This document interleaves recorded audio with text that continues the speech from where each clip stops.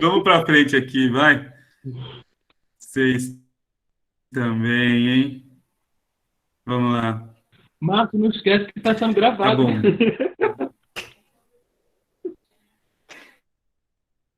Vamos lá, galera. Qualquer coisa, então, é só. Ah, tá vendo? Ó, você se comprometeu agora para o resto da sua vida. Fique em paz, a gente vai ser bastante discreto. Tudo que acontece em Vegas permanece em Vegas. Fique bem. Vamos lá, então, galera. Tá, então, o que a gente está falando aqui é o seguinte: a gente discutir a compreensão do conceito de alma na Grécia Antiga e justamente aquilo que estava como pressuposto da preocupação do Aristóteles na hora que ele está escrevendo e de diálogo com seus antecessores. Então, o Aristóteles, quando ele está lá, não é preocupado em escrever sobre a alma, ele não está preocupado porque em algum momento ele acordou, estava se barbeando de manhã e falou assim, hoje eu vou escrever sobre a alma. Não, né, pô? Não, então, ele é um sujeito que está lá diretamente vinculado à sua circunstância. E esse vínculo é fundamental. Né? O vínculo em que o sujeito fala, putz, a minha circunstância demanda problemas. Né? Então, pensar sobre a alma não tem uma originalidade do espírito do Aristóteles, no sentido de ele teve vontade de falar sobre a alma, e aí, ok, vou escrever sobre a alma. Não.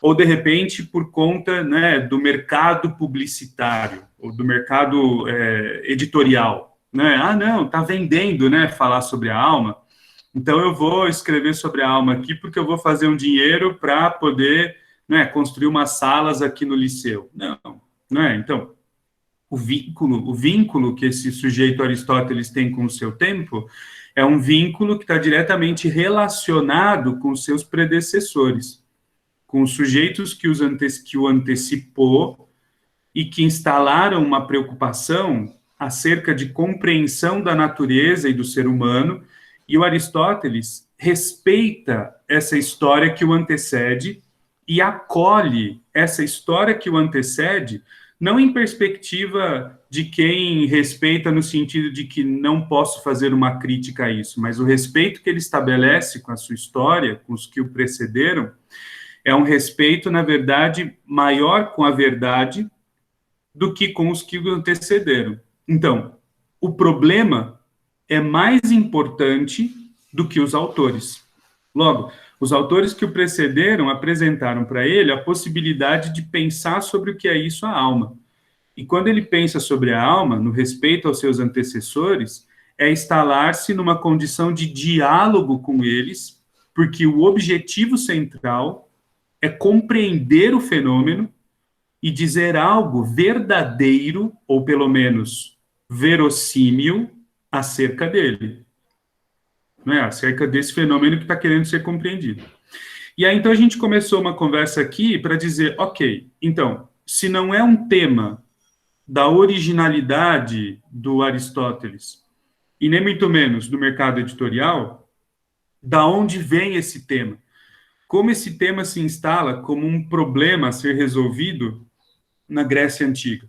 Então, a primeira preocupação que nós temos é em compreender a alma a partir da perspectiva dos pré-socráticos. E quando os pré-socráticos olham para o mundo físico, a preocupação central desses sujeitos é entender a causa da ordem dos fenômenos naturais, ou, como eles mesmos instituíram, né, o termo para conseguir significar esse conceito de causa da ordem dos fenômenos naturais, a arqué.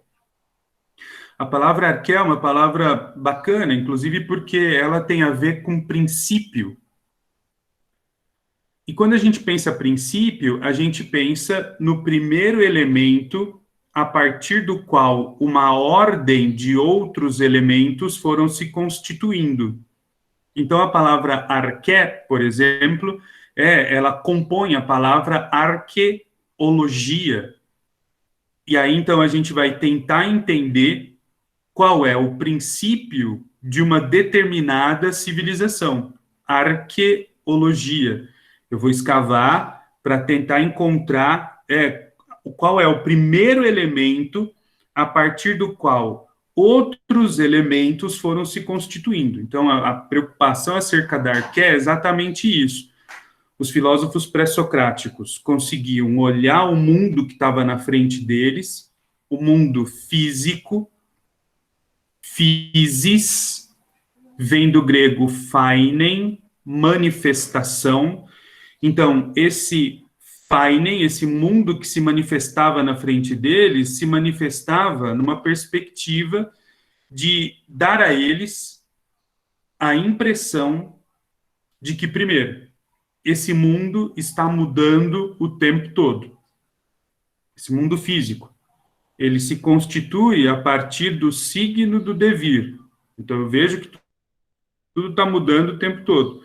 Agora, não muda de forma aleatória. Não é? Sei lá, de repente estamos agora no inverno. Aí, do nada, a gente vai para o verão. Do nada, a gente vai para o outono. Não.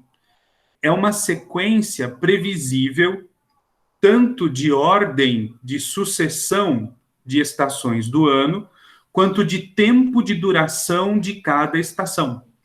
Então, a gente sabe que, ok, né, agora nós estamos no inverno.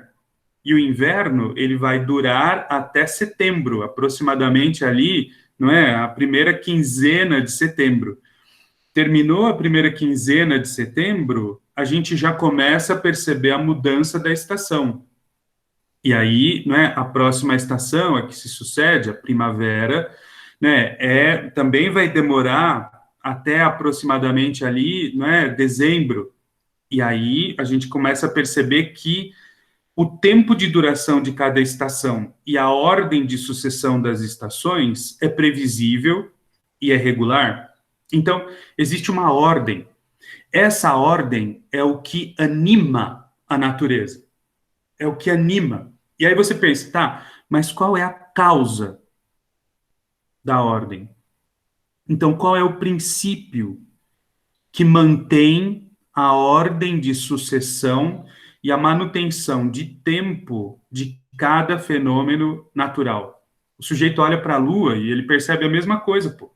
Ele olha para a Lua e ele percebe que existe uma sequência de fases da Lua.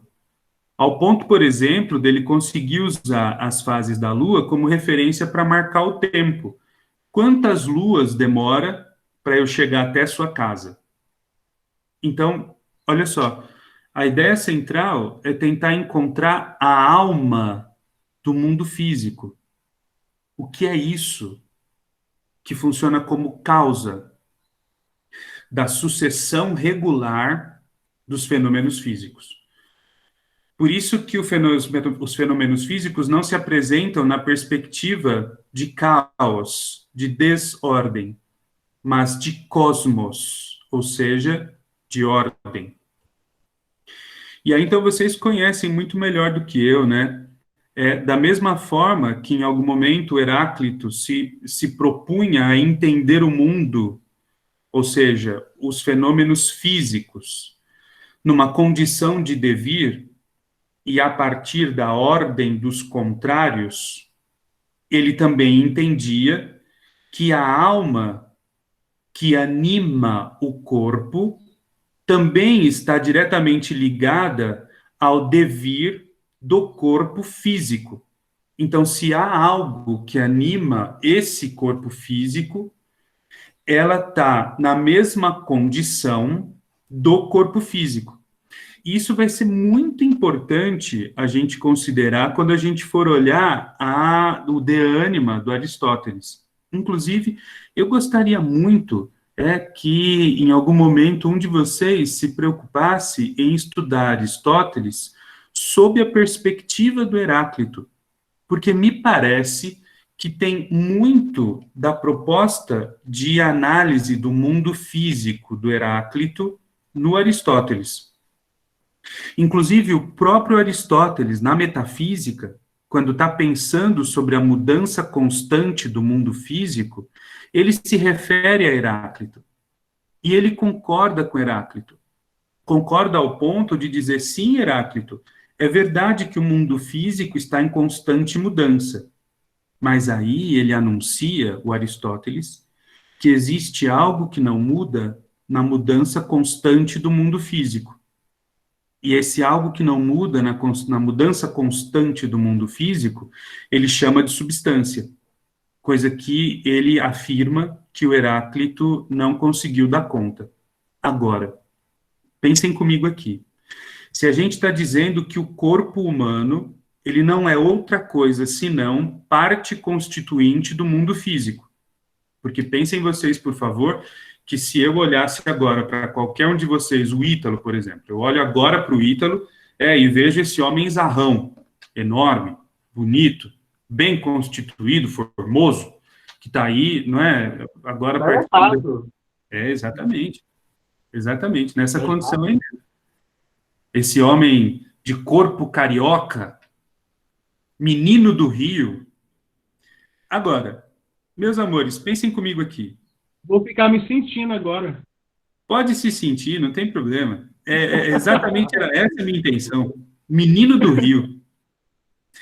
Vejam bem, amores. Então, se isso é verdade para o corpo dele agora, há 20 anos atrás, muito provavelmente, o corpo não tinha o mesmo tamanho, não tinha o mesmo peso, não tinha a mesma densidade que tem agora. Então, 20 anos depois, o corpo de Ítalo é completamente diferente de 20 anos atrás. Então, o corpo de Ítalo está diretamente constituído no mundo físico. É um outro corpo, completamente diferente. E daqui a 20 anos, será um outro corpo também, completamente diferente do que ele tem agora. Esse corpo do Ítalo é animal. Fala, Ítalo. Que não seja um corpo muito gordo. Eu não sei. Daqui a 20 anos. Sei lá. Isso é imprevisível. Só a história dirá. Agora, pensem comigo, né? Daqui a 20 anos, a história vai dizer como é que vai ser o corpo do Ítalo. Talvez um pouco mais gordo, talvez um pouco mais magro. Talvez, inclusive, Ítalo, daqui a 20 anos, é muito provável que a gente veja o seu corpo numa outra condição. Sei lá o que vai acontecer, né? Já estou batendo na madeira aqui para que isso não aconteça. Mas, enfim, acontece um acidente e, em algum momento, o seu corpo já não se institui mais como corpo vivo. E aí, então, é um corpo em decomposição.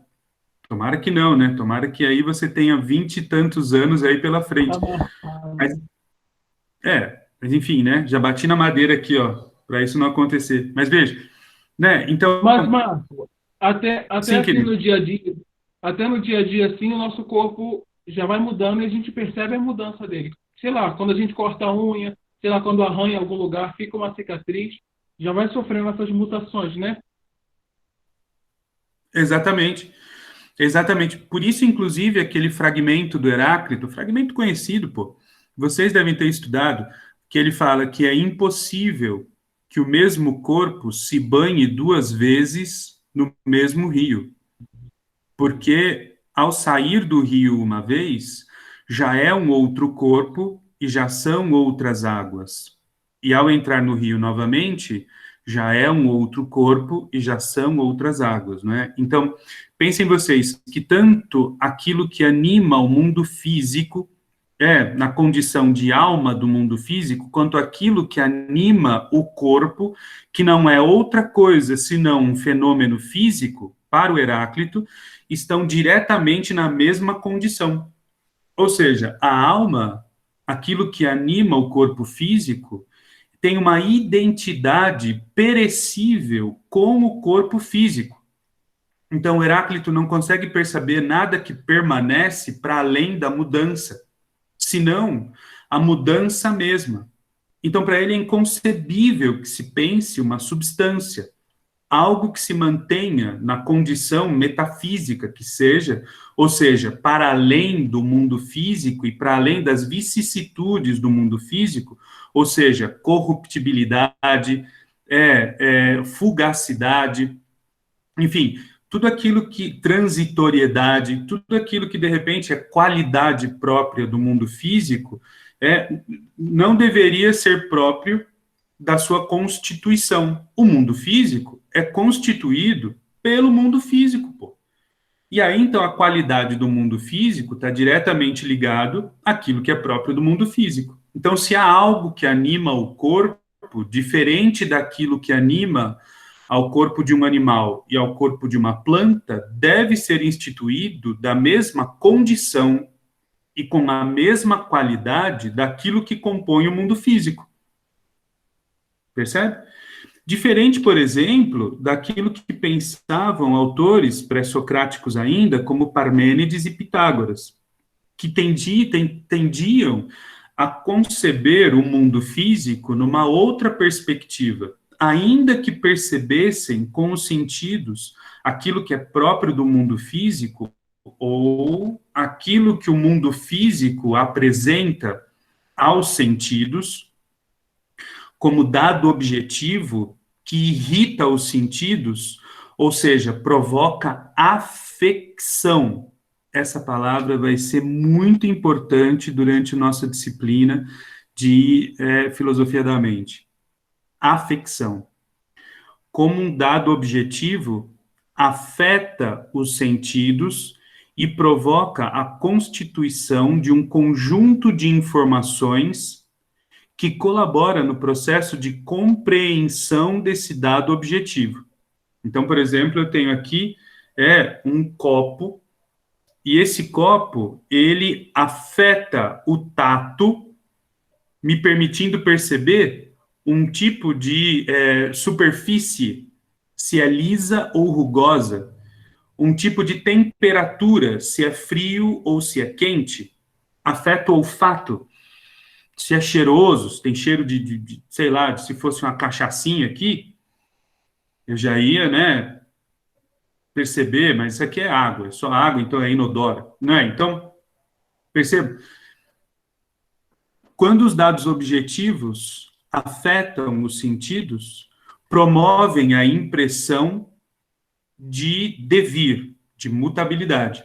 E aí, então, Parmênides e Pitágoras, os dois, anunciam uma outra possibilidade de compreensão, não do mundo físico imediatamente, mas de compreensão da verdade do mundo físico, da alma do mundo físico, daquilo que se institui como condição de possibilidade para a existência desse fenômeno físico.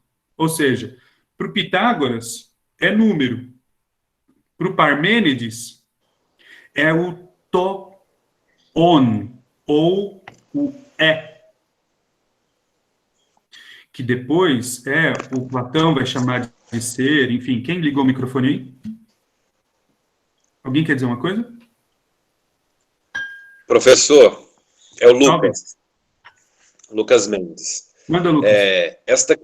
A questão dos naturalistas buscarem o arqué, né, o princípio, nós percebemos, pelo menos neste princípio filosófico que iniciei, não é? Como o mundo, em vez de buscar hoje um princípio, o arqué, que poderia ser chamado do uno, né, de unidade, a humanidade busca um mundo de multiplicidade, não é? E talvez isso explica tantas crises, tantas divisões, né, por não entender e não ter em mente o que seria, porventura, essa alma, não é?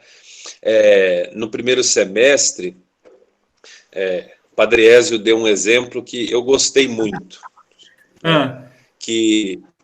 Por exemplo, São João inicia o texto do Evangelho dizendo, né, no princípio era o verbo, né? Ou seja, no princípio era o princípio e no fim também era o princípio, né? Então, Jesus, ele se fez homem e isso foi a sua trajetória, né? Mas ele não poderia ficar aqui, ele volta ao princípio, que é o Pai, né? Que é o princípio e fim do trajeto, não é? E assim, gosto da imagem como de um rio, né?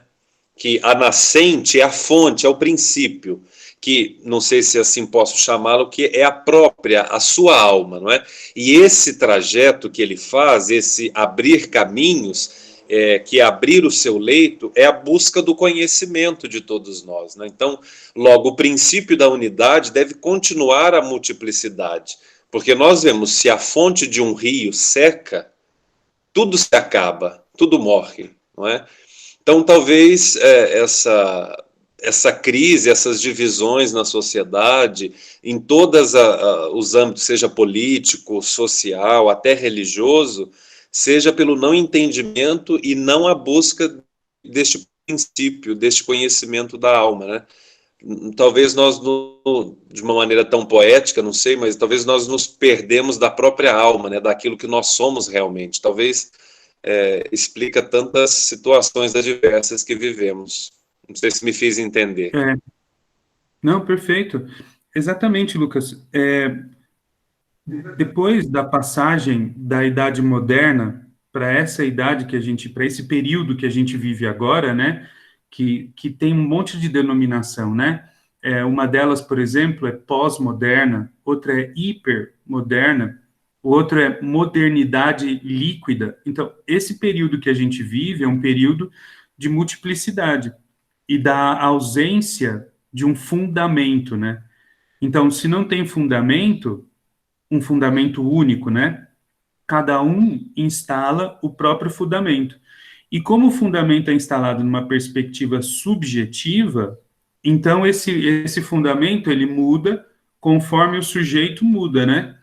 Então, por exemplo, essa loucura que a gente percebe hoje, que parece que existem tantos significados para as coisas, quantas pessoas existem, né? Então, por exemplo, se hoje a gente fala a palavra justiça, é muito provável, Lucas, que cada um que está me ouvindo agora entenda de um jeito, porque não existe um fundamento, sabe?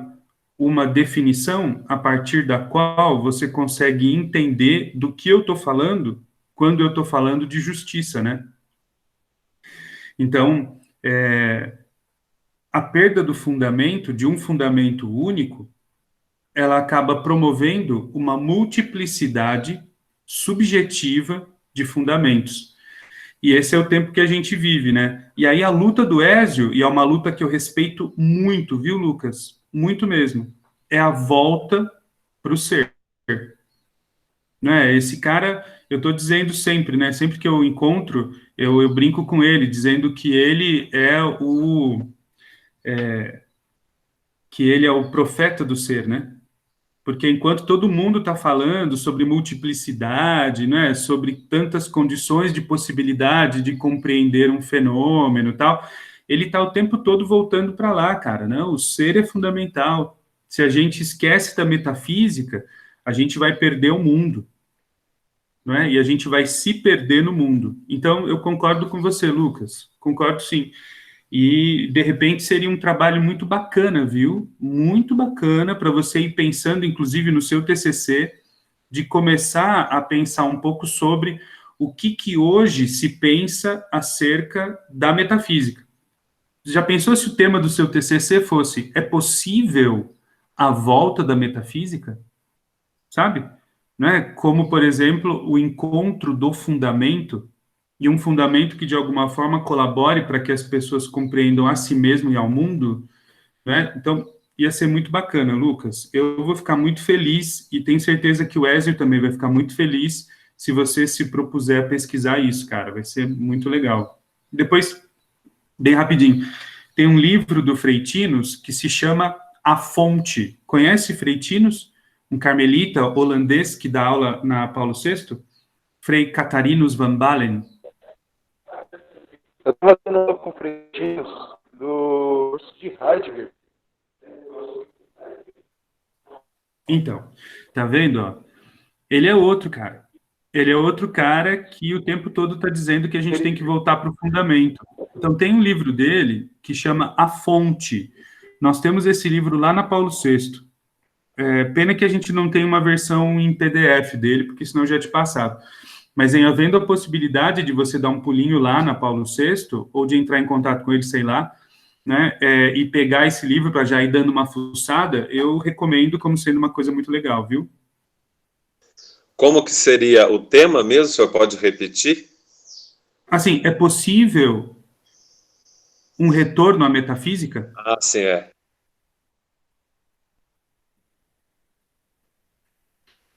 Depois comenta com o Ézio que você teve essa intuição, né? E acho que ele vai se interessar muito por te oferecer material e tá. Ele ele estuda o Giovanni Vattimo, inclusive ele foi aluno do Vattimo, né? Lá em Turim, acho. E, e ele tem contato direto com o Vattimo, né? Eles se falam por telefone, assim. E o Vattimo me parece que está fazendo essa volta, viu? Ele foi o cara que desencanou. Ele falou assim: não, ok, vamos mergulhar na pós-modernidade, no fim do fundamento, é isso mesmo, a gente não pode nadar contra a maré. Mas eu estou achando que a partir dos últimos livros que o Vattimo está publicando, ele está fazendo o caminho oposto. Inclusive dizendo um meia-culpa, hein? Dizendo assim: olha, eu errei. A pós-modernidade acabou levando a gente na impossibilidade, por exemplo, de instalar, inclusive, políticas públicas adequadas para gerar justiça social. E aí, cara, ele tá fazendo a volta. Então, talvez uma análise desse processo do Vattimo poderia ser um negócio interessante de pesquisar, viu? Mas vamos para frente aqui, amores, que infelizmente já são aí, puta merda, ó, 10 para as 10. Ó, então, vamos lá. Vamos terminar aqui em Platão para a gente, não é, combinar o que a gente vai fazer para a semana que vem. Como é que o Platão se coloca nessa proposta dos pré-socráticos acerca de compreensão do que é isso, o fenômeno físico? Ele se coloca numa outra condição. A proposta do Platão é tentar compreender essa relação entre corpo e alma, instituindo uma novidade que ele chama de nous. E aí a gente pode entender um nous na condição de inteligibilidade pura. E aí, olha só, muitas pessoas costumam defender que o Platão faz uma distinção entre corpo e alma. Ou seja, existe uma alma, um nous, que faz funcionar a natureza, e existe uma alma que anima, faz funcionar o corpo.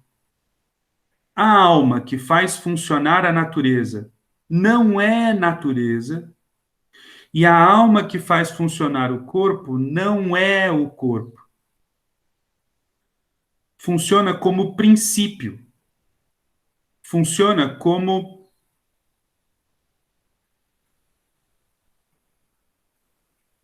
essência. Essência. Mas não como parte constituinte da natureza. E nem como parte constituinte do corpo.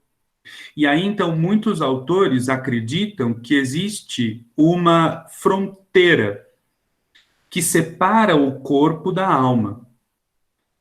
Agora, existem autores contemporâneos, inclusive o próprio Giovanni Reale, que acredita que o Platão defende duas navegações, dois caminhos que se faz acerca da compreensão da realidade, e quando a gente pensa em compreensão da realidade, a gente está falando da alma que se propõe frente à natureza, em perspectiva da sua essência, que se dá, primeiro, no momento em que o corpo é afetado pelos dados objetivos. Logo, o corpo é fundamental, as afecções são fundamentais, os sentidos são o pressuposto para que se comece a lembrar, anamnese, lembram disso? Desculpa, reminiscência, lembram disso? Para que se comece a lembrar da essência. Então, a primeira navegação, a primeira abordagem da alma se dá mediada pelo corpo. Gostaria muito que vocês se lembrassem, por favor, do Banquete do Platão. Não sei se todos vocês tiveram acesso a esse livro. Inclusive, nós temos um amigo na sala, não sei se está aqui hoje, é o Jânio, não me lembro o nome dele, que se propôs a pensar um pouquinho sobre essa relação corpo e alma no banquete, ou simpósio do Platão. E lá no simpósio aparece uma personagem que parece meio sem lugar, chamada Diotima, porque ela é mulher, ela é estrangeira, e ela entra na conversa explicando para o Sócrates o que é isso, a beleza. E quando ela começa a explicar para o Sócrates o que é beleza, ela diz exatamente assim: Sócrates, considera você que a gente começa a perceber a beleza nos corpos belos, primeira navegação, os dados objetivos afetando os sentidos. Estão entendendo isso? Estão entendendo isso? Os dados objetivos afetando os sentidos e nos dando a sensação de beleza. E aí a gente percebe a sensação de beleza, por exemplo, na harmonia, no equilíbrio, na sintonia, na sincronia. Falávamos há pouco sobre cosmos como sendo um balé do mundo físico. Então, olhando para esse balé do mundo físico, o sujeito tem a sensação de beleza, mas a primeira navegação, o primeiro caminho da alma... Professor. Opa. Tanto que na primeira navegação, um dos modos sentidos que ele falava era mais sobre isso, né? Que os pré-socráticos, eles eram movidos mais pelas sensações, né? Tanto que ele usa uma linguagem, né, dos marinheiros, e se eu não me engano, na segunda navegação ele fala, né, que eles já não são mais conduzidos pelo vento, né, mas sim pelo esforço que eles vão remando para poder chegar até um determinado lugar, ou seja, o esforço para buscar o conhecimento. Então, mais ou menos, você está falando um pouco isso da primeira navegação, que era mais voltado à sensação, aquilo que eles conseguiam sentir, prever conforme eles estavam ali analisando e sentindo conforme as sensações. É mais ou menos isso? Sim. Foi o Ézio que deu Platão para vocês, né? Foi, ele deu para nós. Me conta uma coisa. No final das contas, o Ézio disse que existe uma cisão entre o corpo e a alma, que o Platão é dualista, ou ele defende uma relação necessária entre corpo e alma para que aconteça um processo epistemológico? Peraí, eu preciso lembrar agora. Tá. Então, eu vou te propor... Aqui. Não, mas fica tranquilo, fica tranquilo. Eu vou te propor uma hipótese, tá bom?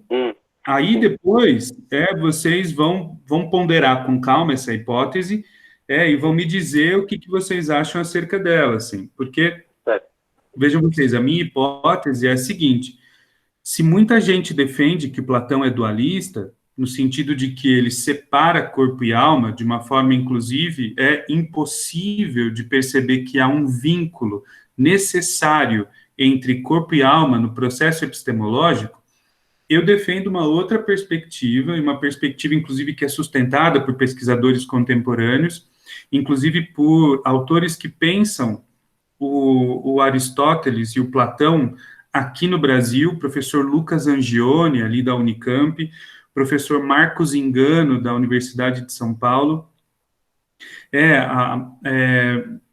enfim, autores que em algum momento dizem: há uma leitura, e uma leitura que de alguma forma, né, nos perseguiu durante muito tempo, dizendo que é necessário um abandono absoluto do corpo. Ao ponto, por exemplo, de em algum momento o Platão na República dizer que a gente tem que mandar embora os poetas, porque os poetas ficam o tempo todo só impressionando os nossos sentidos e nunca nos levam ao caminho das essências. Mas a proposta contemporânea, meus amores, de muitos autores, é que, na verdade, o Platão considera como sendo importante, fundamentalmente importante, as afecções dos dados objetivos ao corpo, para que a primeira navegação aconteça e para que ela apresente condições de possibilidade para a segunda navegação. No momento em que eu não preciso mais das afecções e eu posso dar conta das essências, da essência pela essência mesma. Mas é fundamental a primeira navegação, sem a qual, inclusive, o sujeito não consegue chegar à essência. Por isso que eu me referi ao simpósio e à Diotima, que ela faz esse primeiro caminho. Eu primeiro vejo as coisas belas, e as coisas belas afetam os meus sentidos. Depois, eu consigo abstrair das coisas belas a essência da beleza, mas só depois. Se não fosse dessa forma, por que então o Platão escreve diálogos?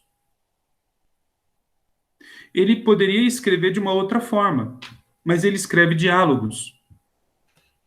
Ele constrói a sua epistemologia usando uma alegoria. Alegoria, cara, o que é alegoria? Alegoria é trabalhar com metáfora. O que é caverna? Não, caverna não é caverna. Caverna é a nossa condição de corpo que tem uma mediação às coisas através dos sentidos. Porra, é metáfora, cara. Não é? Então, a minha hipótese é justamente essa, que existe uma relação necessária entre corpo e alma no processo epistemológico do Platão. Percebe?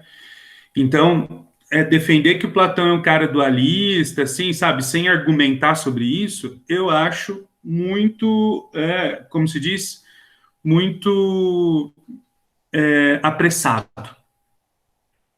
Não é? E acho que é complicado a gente defender isso sem, em algum momento, gastar um certo tempo discutindo com calma se isso vale a pena se manter dessa forma ou não. Bom, então, é um pouco isso que eu gostaria de apresentar hoje como introdução ao livro De Anima, do Aristóteles. Era justamente aí que esse sujeito está, né? O Aristóteles ele está no meio dessa discussão entre os pré-socráticos e com o Platão.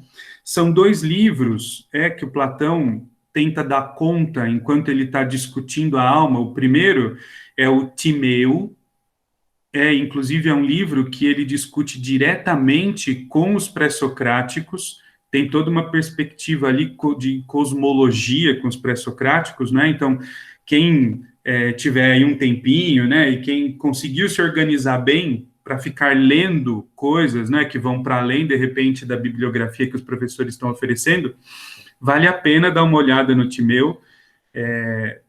Um outro é o Fédon, não Fedro, é o Fédon, né, e no Fédon, inclusive, tem uma discussão muito bacana sobre a imortalidade da alma no Platão, onde ele discute a transmigração da alma. E valeria muito a pena, se vocês tiverem um tempinho, de pegar esses dois diálogos durante a semana para dar uma boa olhada, porque quando a gente lê o Aristóteles, a gente percebe que ele vai por um outro caminho. O caminho do Aristóteles é muito parecido com o do Heráclito, de pensar uma alma orgânica. Mas isso a gente só vai falar semana que vem.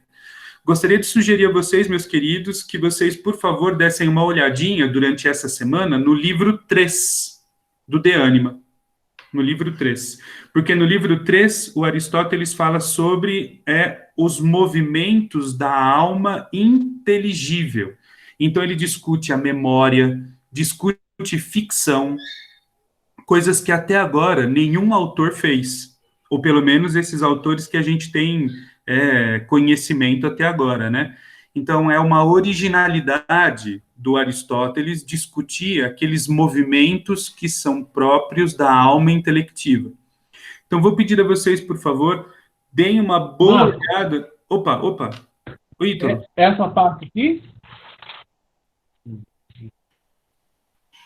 Ixi, mano, não estou conseguindo ver. O que está escrito como Como título, querido? A investigação sobre a alma e as doutrinas. Tá conseguindo ver? Ah, é isso mesmo, mano. É isso mesmo. Isso, perfeito. Ah, É isso tá. aí. Não, só Boa. para tirar. É isso mesmo, é o livro 3. Tá bom? Então, vamos dar uma olhadinha no livro 3 e a semana que vem a gente dá uma boa olhada no que o Aristóteles considerou como sendo os movimentos próprios da alma inteligível e como é que ele se põe em frente a essa discussão que está posta até ele. Me desculpem pelo funcionamento mal acabado do nosso programa, mas eu vou tentar dar conta disso até amanhã sem falta, tá bom? Meus amores, muito obrigado. Se vocês tiverem dúvidas, se tiverem coisas aí para dizer, venham ao grupo, tá bom? Lá no grupo façam comentários, coloquem textos, vídeos. Aquele grupo é o lugar do nosso encontro para além dessa 1 hora que nós temos. Boa semana para vocês. Fiquem bem. Nos falamos com calma aí, conforme a vida for dando oportunidade. Até mais, queridos. Boa semana. Até mais. Obrigado pelo elogio. Menino do Rio. Valeu. Menino do Rio. É um louco que provoca.